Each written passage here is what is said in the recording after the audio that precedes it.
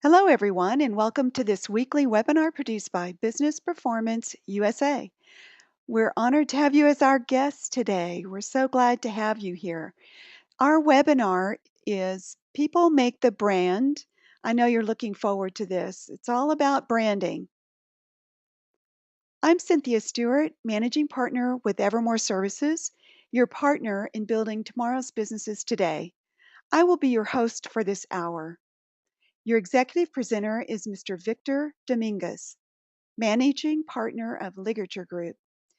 You know, Victor has launched 3 successful businesses in addition to serving as a senior executive for 2 Fortune 500 corporations.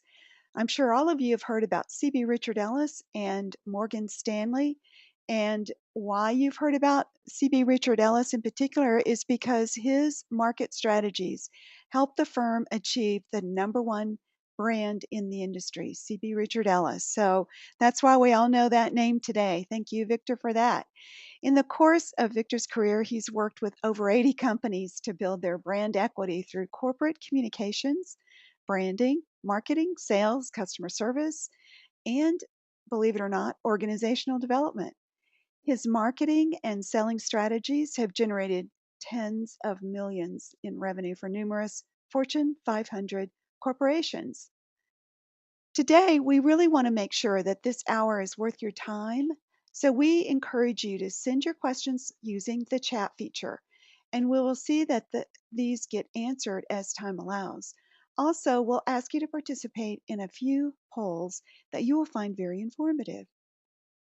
And by the way, if you have a specific question about a situation at your workplace, please be sure to email Victor at businessperformanceusa.org. It does not have to be a branding problem. It can be anything, and he reaches to those of us who are event sponsors and others who are experts who can help answer the problem in your workplace.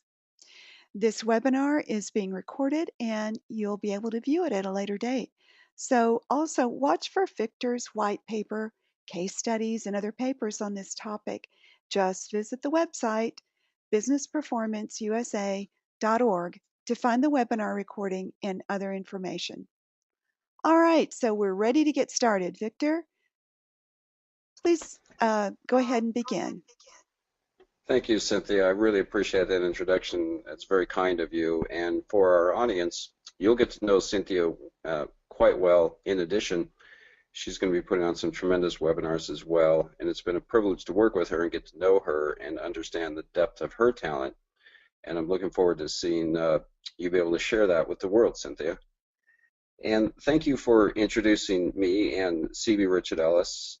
Reasonably humbled listening to you talk about that. So I want to clarify a couple of things. Yes, indeed, I was Managing Director of Corporate Communications at CB Richard Ellis for 6 years. At the time, we were kind of a middle of the pack leader. In one market, we'd be #1, another market, we'd be #3, and it would bounce around. There was no clear, defined, real #1 leader in the marketplace. And it really, to be humble and to be honest and clear, that it wasn't certainly me that created the brand, it was the entire company. And that's really the emphasis of this discussion today, how an entire company, through its employee base, can create a premier #1 brand.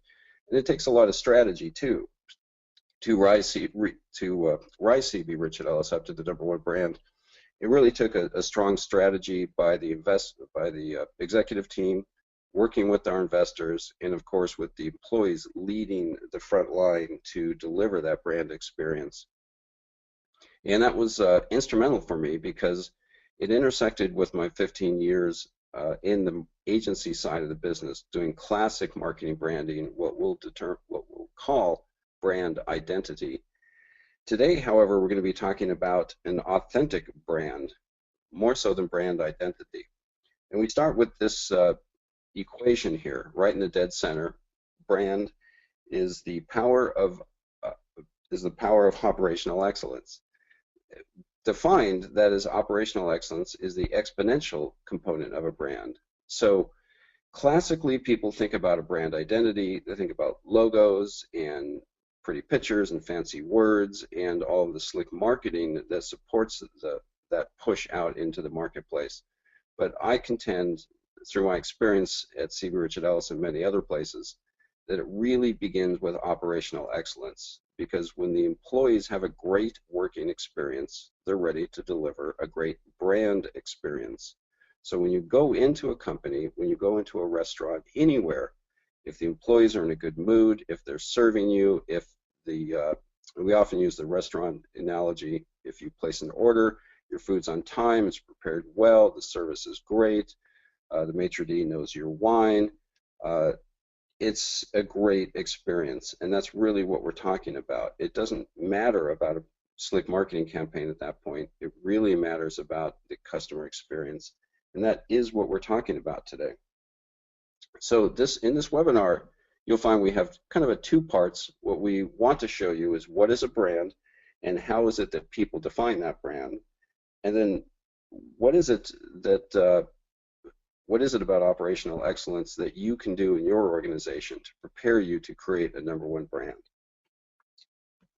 So, simple definition, a brand is defined by the experience a customer receives with every touch point of a company. So it's customer-centric, it's clearly experiential, and no matter what touch point that customer has with your company, whether they're calling you on a phone, whether they get a direct mail piece, whether they walk into your place of business, whether they have a complaint or a customer service issue, every single touch point creates a brand experience for you. And that's what we're going to be talking about today.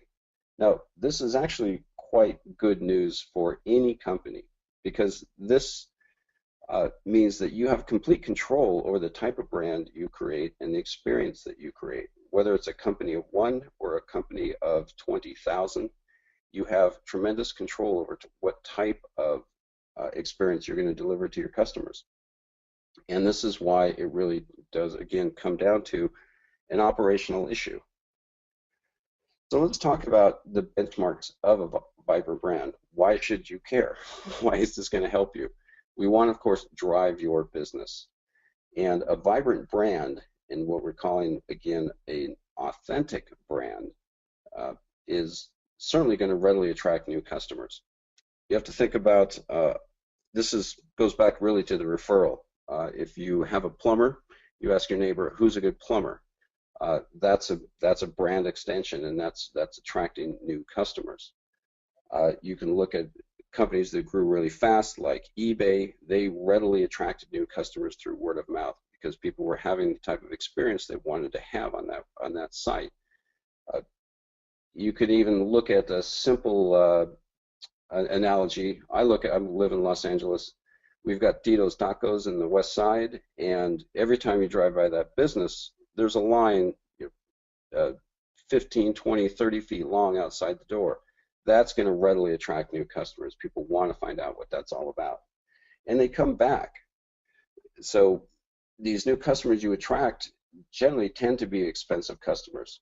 So your brand will build customer loyalty by bringing them back. And this is critical to your return on investment, because we all know how expensive it is to acquire new customers. So if you go through that process of acquiring new customers and you're not retaining them, it's the first sign that you do not have a vibrant brand, that you need to really work on your internal operations and find out why they're not coming back. There's a whole host of factors for that. We don't have time for them all today, but the benchmark of a vibrant brand is that you will have that customer loyalty. You can place your customers and clients into a life cycle management program and understand how to manage their needs and requirements through that life cycle. The requirements of a new customer are not the requirements of a long-term customer, and you need to know how to adjust your interactions with that customer so that you can create a dynamic and growing and evolving experience. There's also a term, brand equity, that is absolutely critical. It ultimately means the difference between a customer paying for a generic brand, cola, or a true brand, Coca-Cola. And that price difference is brand equity. Brand equity is defined in other ways as well, but that's the simple, most straightforward one. Your company should be achieving a premium price strategy if you can deliver an excellent experience for your customers. Lastly, a fundamental reason that business performance exists in the first place is that we want to see businesses develop their operations into an investment grade business asset. We think it's absolute shame that so many businesses go out of business. We believe they're the fundamental backbones of our communities. They serve employees, they serve the employees' families, they serve the community at large. And it's our goal to create an investment grade asset for every business that's out there. And working on your brand through the process we're going to talk about today will do that. And that's why we're here today. Signs of a weak brand. You probably all know those. But a key one, challenge to differentiate the brand. What we're talking about today is real character of a company. Now, if you have a strong individual character, people are going to know who you are. They're going to understand why you're different. It's really the same thing with the brand itself. So being true to yourself helps you differentiate your brand. Not consistently representing the brand is really an operational issue, and it kind of gets back to that value chain proposition where everybody needs to understand their role and get on board. A commoditized a brand or product that's being commoditized is always a challenge. There's ways to overcome it, and you can take the most obvious commoditized product out there, a banana, and you can put a logo on it called Chiquita, and now you have a specialized brand. So you can go from a customized product service offering to a commoditized brand, and you can go the other way around. So it really does come down to the brand, and clearly Chiquita is a marketing effort. Now, brand inelasticity is a real problem. Here's a couple examples. For instance, Colgate made a famous error some time ago. They felt they had such market dominance, a great brand name, it was a consumer brand product, and they decided to get into the entree business. They literally thought that, well, if people are using our toothpaste to brush their teeth, why wouldn't they want to eat the food we prepare as well? And it's just a very odd transfer of the brand equity itself. So that created a real problem for them. They really didn't understand the core revenue engine of their brand. They really didn't understand their customers. A great form of elasticity of how you can change a brand and evolve a brand may be J.D. Powers, for instance. If you look what they've done, they've really become the judgment and qualifier for consumer products and services. Clearly, they used to have a cornerstone and still do in the automotive industry, but they understood their core value engine, and they transferred that and created a broad scope of service offerings and greatly expanded their brand and greatly dominated the market. In fact, they're taking consumer reports and pushing them right out the window. And that is a perfect example of brand elasticity. So we want to talk to you about building an authentic brand from the core. And only the type in the bottom in blue is related to marketing itself. But this is the good, this is the good news. This is what you can do within your company that has control. But these are not necessarily easy things, and they do take time. But everybody wants to attend a webinar and understand what they can do that is actionable. And this is an actionable list. Now we're introducing it a little early on, but we want to cover a lot of these principles throughout the webinar. Now we begin with understanding your core revenue engine, and that takes a little depth of understanding. It's not necessarily as easy as possible as one might think, but it is possible. One example is Honda, for instance. A good friend, Dr. Jim Krupe, worked with them and worked with this understanding of what their core revenue engine is, and they understood it to be that they make really good motors. So anything that might require an engine is something that Honda wants to investigate, not necessarily get into, but investigate. From cars to robots to generators, they make really good motors or engines to drive that. Now, don't make any direct correlation between a core revenue engine and what Honda does. That just happens to be a coincidence. Coca-Cola went through the same exercise. Their core revenue engine is the logistics and shipping of water or a consumable liquid. And that's a really dry definition for a very emotionally charged company. But they really needed to look at everything they do to branch out. Their branch out in products and services needs to be related to the core revenue engine. And this is important for marketing people because they have to understand the essence of that too. If you're a marketer and you work for, say, Harley Davidson, and you think it's a good idea to make Harley Davidson perfume, you're probably missing the point of a core revenue engine. And in fact, that happened with Harley Davidson, a tremendous flop. Now, to define the intent of the brand experience, this is clearly where marketing comes into play. Now, marketing comes into play in all of this because certainly they're an important component or a department of a broader company. And in that alone, every department, every person is part of the brand experience in developing it. But marketing needs to look at this and really define what the intent of the brand experience is going to be. So the next step would be to align the value chains throughout the organization. And we talked about that. We talked about how particularly branding relates to strategy, marketing, sales, and customer service. But if you've worked in a large organization, it's easy to ask yourself, how well do those departments get along? How well does marketing and sales get along? If there isn't alignment between those two departments, and there is classically not, you probably have a disconnect with your brand experience. Marketing may be making promises sales can't deliver on, sales making promises customer service can't deliver on, and it goes on and on. So you have to really align that value chain. And we'll be talking about that in the second half of this presentation. Now, deliver the customer experience is really simple. I just call it test, test, test. You have to get out there in the marketplace. You have to try yourself. Now, an odd example of delivering the customer experience I use as Larry the Cable Guy. Now, you wouldn't necessarily think of Larry the Cable Guy as either a smart individual or a great brand, but in fact, he's both. He's a really clever individual. He has a terrific brand. And he didn't just sit in a laboratory and make this up. What he did was go to every radio station across the country over and over again. He didn't care if it was an audience of 2. And he tried out his material.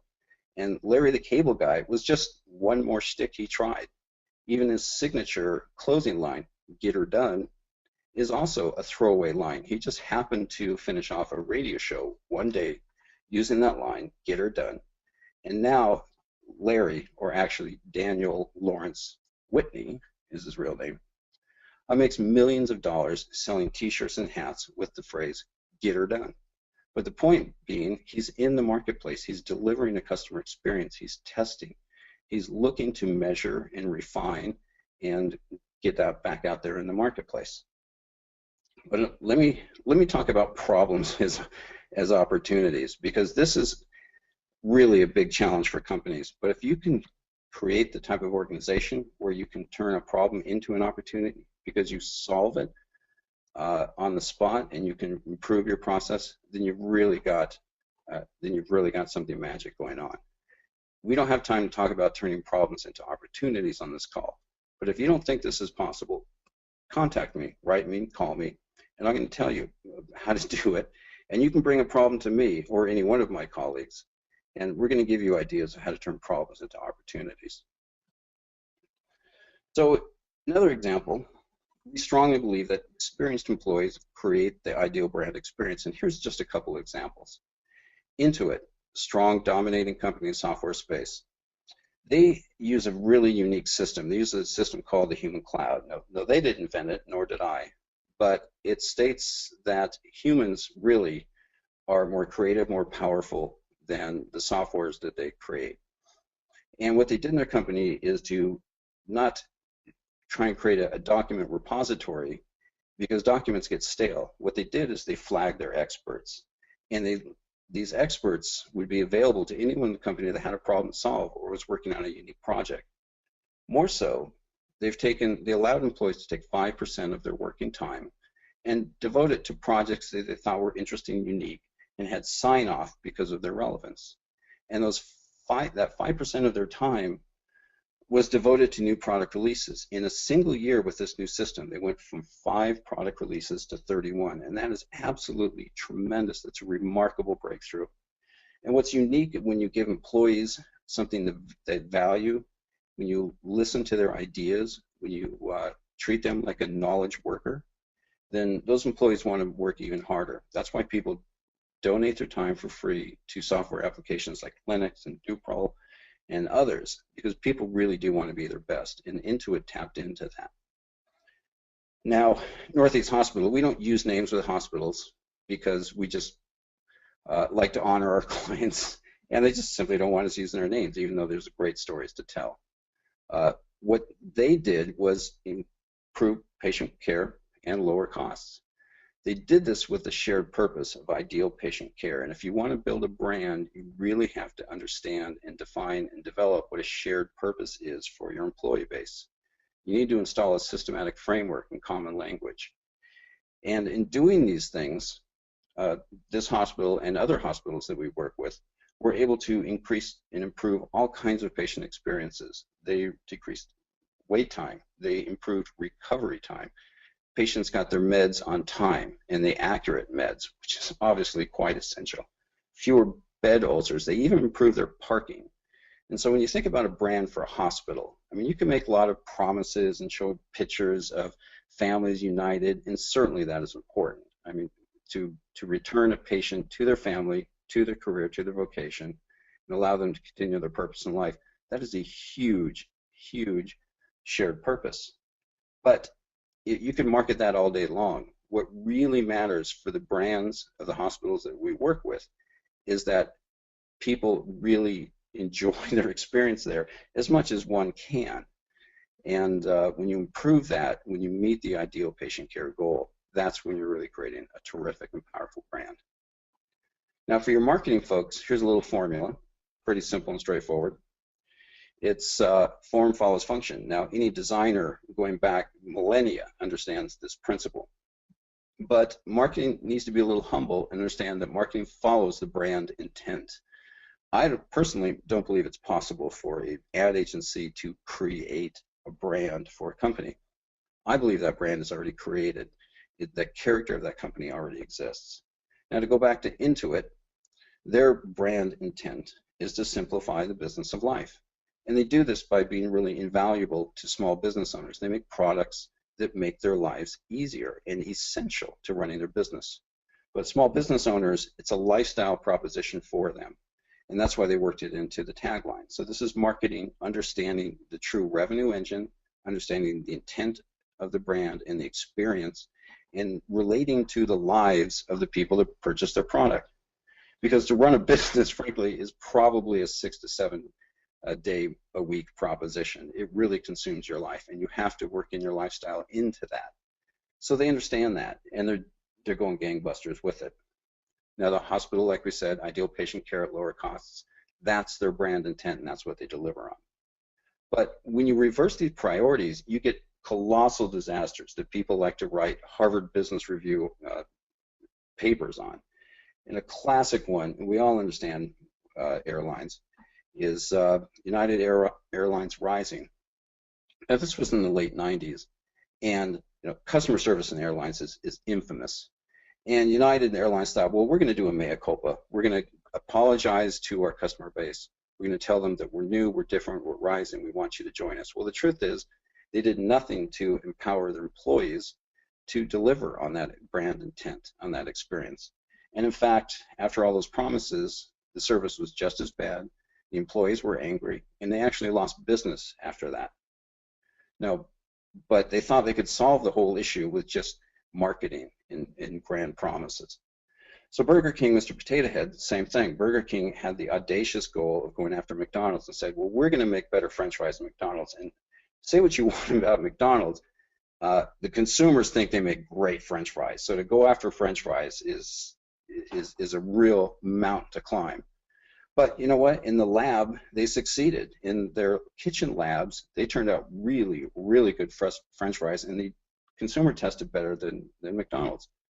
They even signed up Mr. Potato Head and did animated commercials to promote this very, very expensive campaign. You know what? Completely failed, because in the real world, they failed. They couldn't replicate the experience in the lab. And that's why in the previous slide, we talk about deliver the customer experience, test, test, test, be out live in the marketplace. Don't be afraid to make small time failures as long as you correct them quickly. But it has to be substance. Just slick marketing campaigns are not going to build a great brand for you. So Cynthia, do we have a poll set up? Yes, we do, and I I'm might going have to go caught you ahead off and guard. launch that poll now.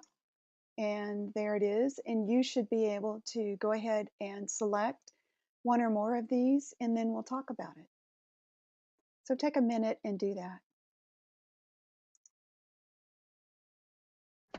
So we want to know what obstacles are diluting your brand, and that helps us. And we really are sincere and genuine when we say, let us know what challenges you're facing, let us understand what opportunities you have, and let's talk about it.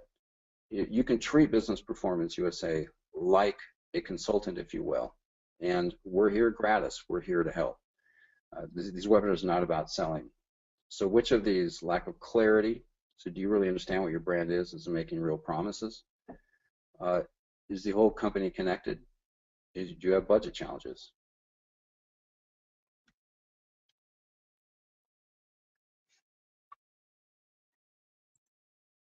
Okay, we have one more attendee that's we're waiting on to vote.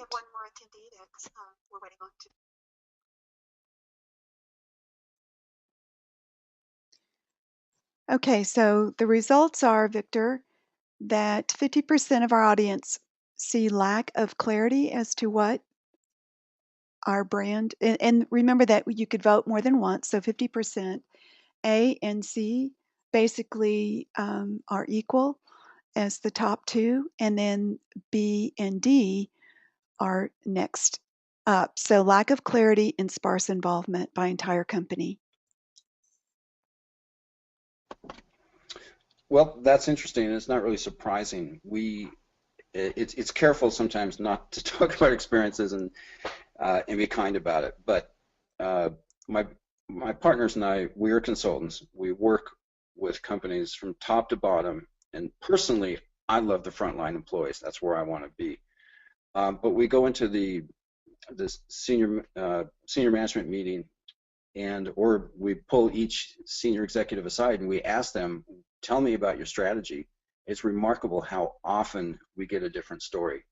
What's unique is that their articulation of the strategy is surprisingly, or not so, aligned with their compensation.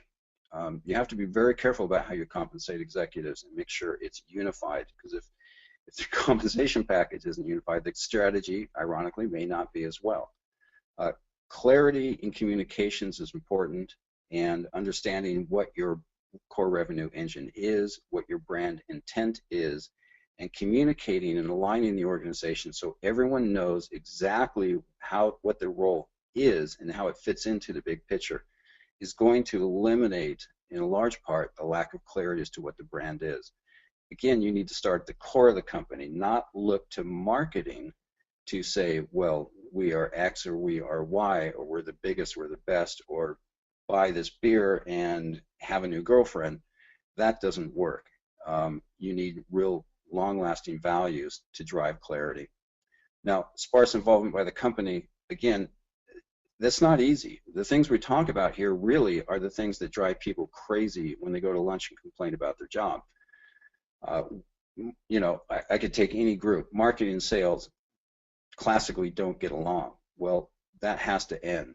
That value chain right there has got to be aligned. And marketing has to understand that they're not the ones that create the brand, the entire company does. There's a little humble pie there. There's a lot going on with sparse involvement by the entire company. But write me, talk to me, and we'll talk about it. So let's get into how to do this. This is the second half of our webinar, and we do want to leave some time at the end for people to ask questions, but we just have 5 or 6 more slides to go through here. Now, again, these aren't easy things. It's a lot easier to make a promise with your marketing and branding, but these things are the real things that will create a core value chain throughout your company. And we redefine brand. It's a little kitschy, perhaps, to rename, you know, B for behaviors, R for relationships. But our intent is to just fundamentally change the notion of what a brand is. We want to start this conversation with senior leadership so that they understand that there's actually a lot more control over this. And when we do have these conversations with senior leadership, for instance, I was once told by an ops executive said, well, that's just smart business. Well, yeah, it is just smart business. The brand a good brand comes out of smart business, and they're almost one and the same, except for the external expression of that. So brand is relationships, it's behaviors, it's accountability, it's network. And this is why we use this formula, brand to the power of operational excellence. Well, let's talk about behavior, because it's a big deal and it's not an easy thing to accomplish. We talk a lot about ethics when we talk about all of these 7 traits. Now, we also want to redefine ethics as much as we want to redefine brand. And we want to elevate ethics out of the arena of sexual harassment and lawsuits and the bad side of consequences of poor ethics. That's really not what ethics exists for. Ethics really can create the soul of the company, and it begins with the hiring process. It's how people treat each other. If your employees have a commitment and a duty to serve each other, they will be ready to serve the customer. And that's the essence of ethics from our standpoint. The ethics of helping employees grow and develop their talent and understand their role within the company. So we talk about virtuous ethics as creating that soul of the company. It's very much an onboarding strategy. Another form of deontological ethics is the gatekeeper functions. It's imperative that the whole company understands, but that there are also some gatekeepers in the companies that say, these are our categorical imperatives. We will not cross this line.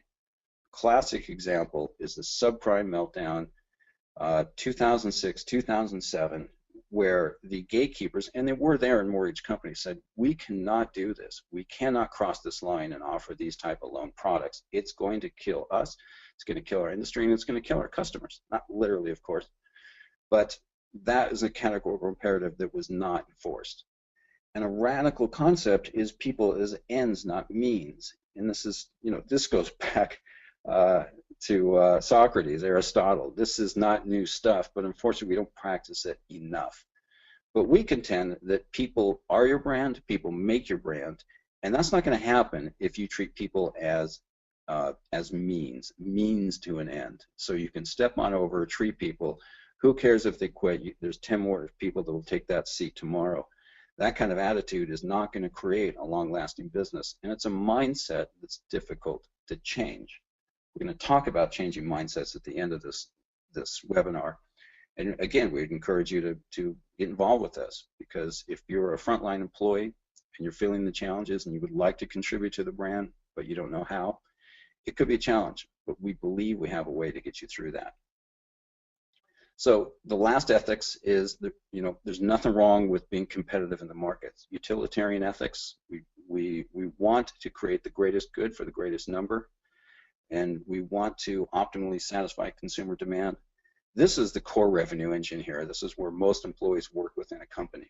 But if you're not really managing the behaviors, how people treat each other and serve each other, you're going to start to have breakdowns in your brand. Relationships are obvious. Customer relationships is what you want to create, personal interactions. But from the consumer standpoint, a company tries to replicate the 1950s corner drugstore, where the owner knew everybody who came in and held merchandise aside for them and had a real personal relationship. Well, you can do that today, and Amazon does that with their recommendations. And even in a digital, electronic, web-based world, you can develop relationships. But the place you have to start really is inside the company, relationships with each other and peers. We call these interaction ethics, and how we interact and treat other people. Do we simply treat them the way we want to be treated ourselves? And if you do that, you can encourage autonomous decision-making.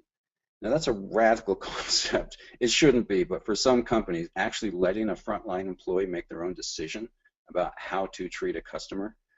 That waiter example, let's say the chef didn't tell them he was out of the specials.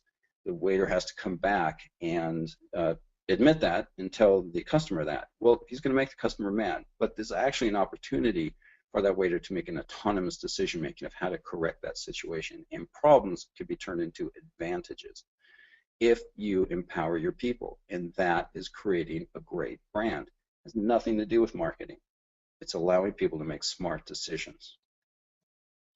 Accountability. Well, here's a scenario for you. You probably all run across this as well. But I've worked in small companies, big companies. I was once pulled into a meeting on a CRM tool.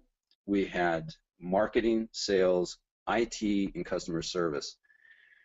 We launched a very expensive CRM tool one quarter, and guess what? The next quarter, sales were down, complaints were up. The system didn't work. And the four entities in that room were responsible for it. Do you think people were accountable for their role, or was there finger pointing going on in that role? If you're having those kind of situations in your company, and statistically most companies do, you're having a brand problem. Now, is it a brand problem in the traditional sense? No, but you are creating a brand perception with your customers, and that is a problem, and it can be served by internal alignment, accountability, commitment to service, and that's what we're talking about here. It is possible to have a systematic way of doing this. It is possible to develop a self-diagnosing and self-improving systems that are embedded to everyday work. So when employees counter problems, when IT isn't getting the business requirement specifications for marketing or sales that they require, that's a problem. They should be able to hold marketing and sales accountable for that delivery. It's not an easy thing to do. But if you have an environment where any employee can go to a boss, superior, or coworker and say, you know, I made a mistake. Can you help me fix it? That is a tremendous environment. If you create an environment like that, you're going to have a great brand. There's just no question about it. Networking, component of branding, gets back to that very thing we talk about. Interdepartmental teams create the holistic experience. If that meeting I told you about, if we really were working holistically and creatively, it wouldn't have occurred. That meeting wouldn't have taken place. So we talk about this, and we talk about innovation. Now, innovation plays a big role in a brand, but we talk about innovation with a lowercase I, if you will. This isn't Apple creating the iPhone type of innovation. This is our system is awful. Okay, we're fighting against it. It takes 30% of our energy just working through the system rather than, to get something done.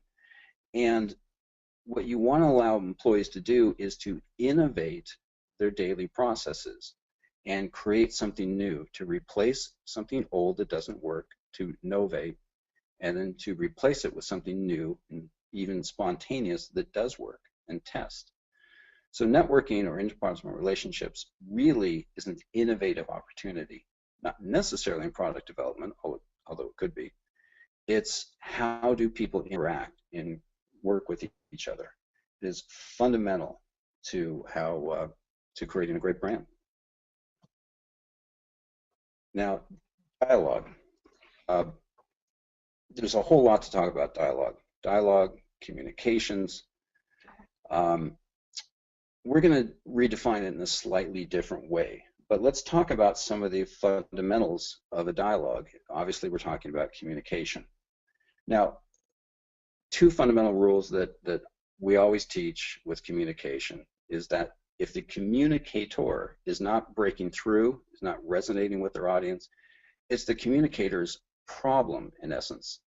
The communicator must find a way to relate to and identify with the audience they're talking to. So if you're having a dialogue of any type, internal, external, and you find that the person you're talking to isn't connecting with you, isn't understanding, you can't assume that it's their problem, that it's their fault. You have to find a different way to break through. And that's why it's essential for managers to really understand who their staff really is.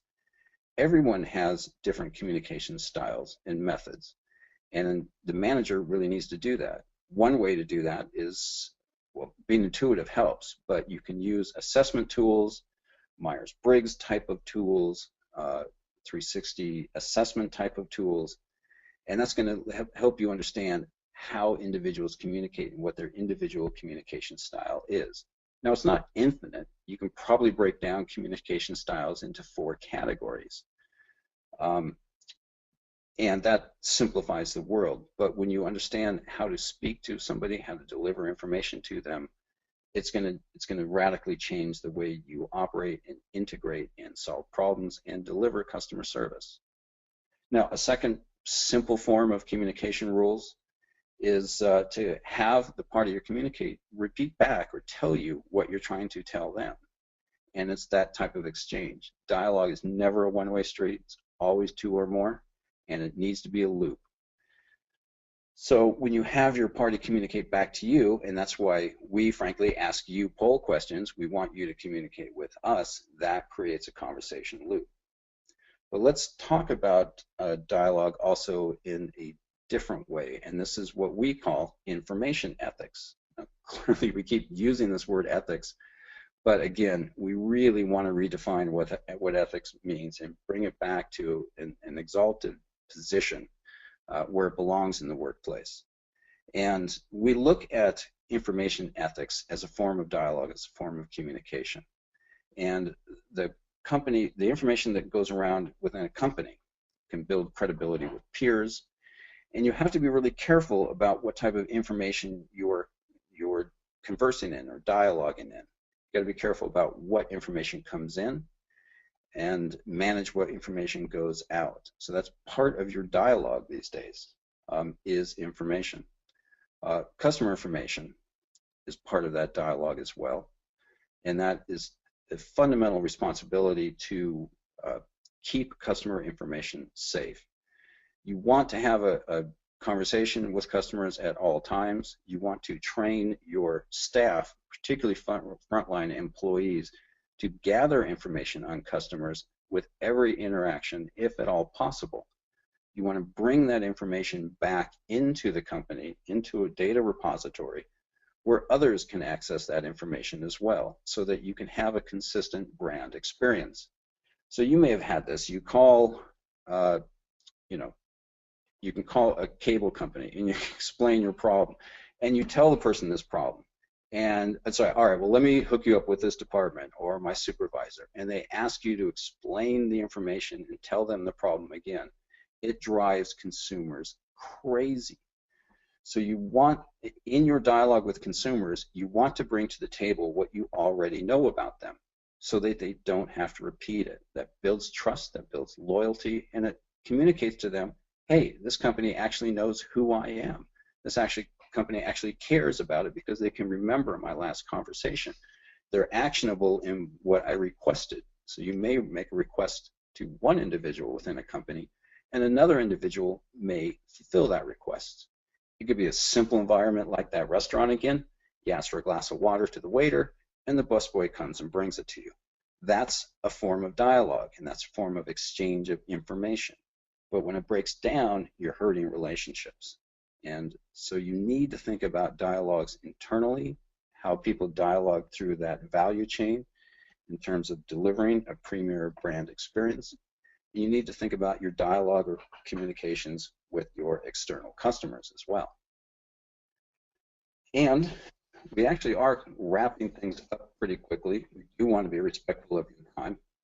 We've got 20 minutes to the hour, according to my clock. And we do want to ask you one more polling question.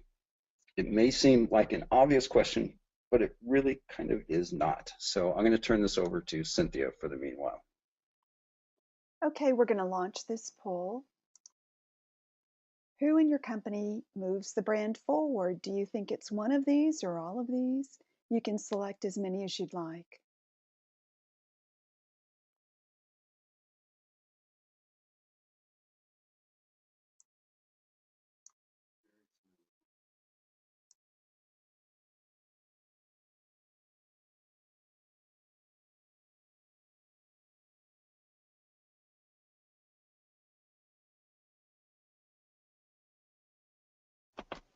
Cynthia, I'll step in while you're just gathering results there, and I appreciate your help.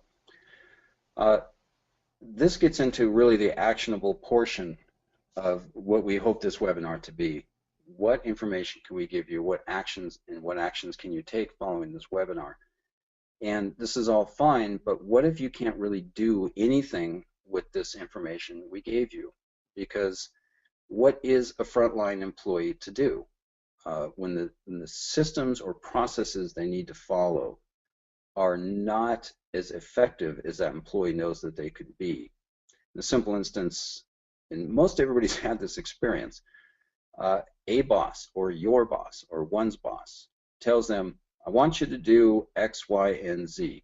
And the employee intuitively knows that that won't succeed. It's the process that's being recommended will fail. What does that frontline employee do? Well, typically they just do it, because if they know they don't listen and follow the exact directions they were just given, that will be grounds for conflict, to say the least. So you're almost training employees to just that process is more important than results and execution. But what if you had an environment where that employee could say, you know, we've tried that in the past and it didn't work, but here's a new idea. And this goes back again to the interactions, to have an environment where an employee can suggest a new idea, even though they may not have the authority to suggest that idea. That's when you create a tremendous and terrific brand.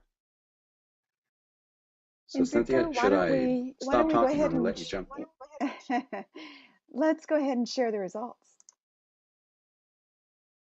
And you can speak to this, Victor.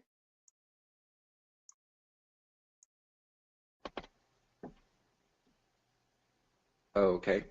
The only problem is I'm not seeing the results. Can you speak to them? All right. The I don't know. Hopefully they're being seen. It's supposed to be shared with everyone.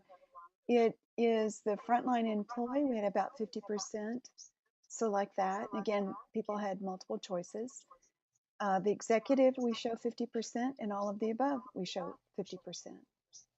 So basically, we're saying the manager and owner have no role in moving the brand forward.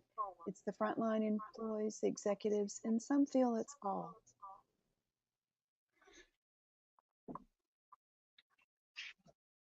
Well, that's pretty interesting. In fact, sorry for that slide switch there. Here's how I see it. Starting with the owner. When I look at these, first of all, when I look at these categories, there's really four, excluding the all above, and four specific categories. To me, it breaks down to authority, actions, and timing. Now, the owner, frankly, has complete control. In terms of timing, there's no reason to wait. The owner can take action right now in aligning the organization and creating a type of culture, a service culture, that is going to improve the brand. One could argue the owner or the CEO or the board would have the most complete influence and impact over the brand, since the brand itself is an articulation of the true character of the company. Now, as far as managers have influence over this, managers have simple roles of the way I break it down. Manager is to clear hurdles for their staff and allow them to do the job as best they can. A manager should develop knowledge workers or knowledgeable employees workers that are able to make autonomous decisions or problem-solving decisions right on the spot. Classically, when problems happen, and this can be, we'll just use obviously a consumer experience problem. The consumer got the wrong product, the consumer didn't get the product on time, the product didn't work. Any number of these complaints is a ding on the brand, if you will. And the manager's job is not to collect data, compile reports, go into meetings, and resolve how to solve that problem. A real effective manager in the 21st century is going to allow the employees input into the process. So we have a problem. How would you fix it?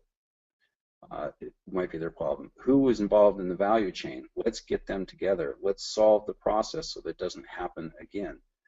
The manager's job is evolving in the 21st century, and the notion of command and control is not going to be effective at the velocity the business is operating with these days. So clearly the manager, in my opinion, and how I build brands, manager has a very strong role. And the truth is, it is all of the above. Everyone here has a role to play in developing the brand, And we specifically did not talk about departments because clearly the marketing department has very strong influence about moving the brand forward. It is their responsibility, but that's their functional responsibility. In principle, the marketing department is like every other department and needs to collaborate and integrate and be accountable and transparent in developing the real brand experience. So we're closing this up, Cynthia. We have one last slide to close this out, and I'll get to that right now. This brand series, the Exponential Brand Series, is a three-part series. This event, People Make the Brand, is taking place this month. Marketing Shares the Brand takes place in July, and Time Measures the Brand takes place in August.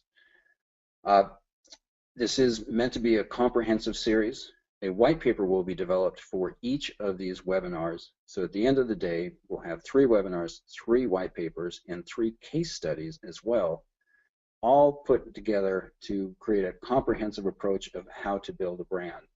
We will get into processes. We will get into classic brand identity, such as logos and messaging and visual communications and media and everything else. That's clearly a part of it. But what we want to start with is the fundamentals. In addition, we have numerous webinars and white papers in the line on Business Performance USA. These are just the next 3 webinars that we will be conducting. The very next one is Value Before Values, presented by Dr. Jeff Stewart.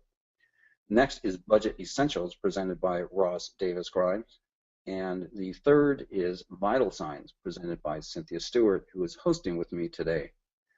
The concept and the strategy behind Business Performance USA is to provide a broad scope of webinars and educational opportunities that will touch upon every aspect of running a vibrant business. So whether your expertise is in marketing or sales, or in finance, or in operations, or in IT, or in logistics, or anything else, we will be producing content that will not only help your career, but help the business you work for or the business you operate and own.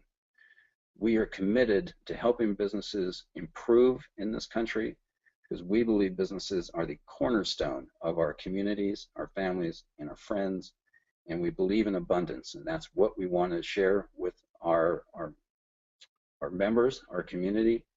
And this is all nonprofit. We're not doing this for money. And as you notice, there's no selling at the end.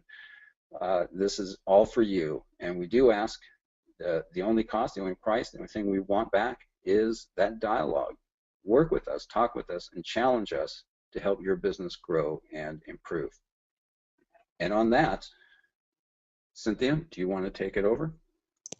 Thank you, Victor. We appreciate all the time and effort that you've put into this presentation today.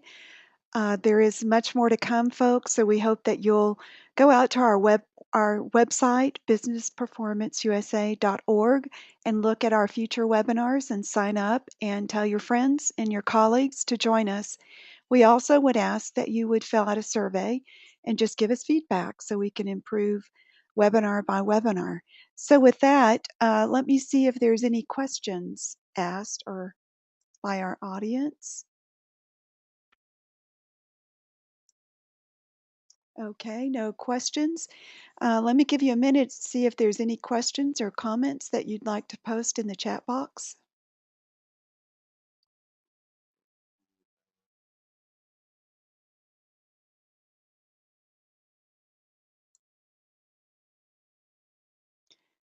How can I get my boss to listen to this? We have posted. So one thing would be to, when you get an email like this, just forward it on to your boss, and then when you get a chance, talk with them about your experience today. Okay, with that, if you would please give us feedback when we exit the webinar. You'll have a few minutes left in the hour to go ahead and just fill out. It's a very quick survey, only 5 questions. So we appreciate your feedback, and we appreciate you coming and attending today. With that, we're going to end the webinar. Thank you, Cynthia. Thank you, Victor, and thanks to our attendees.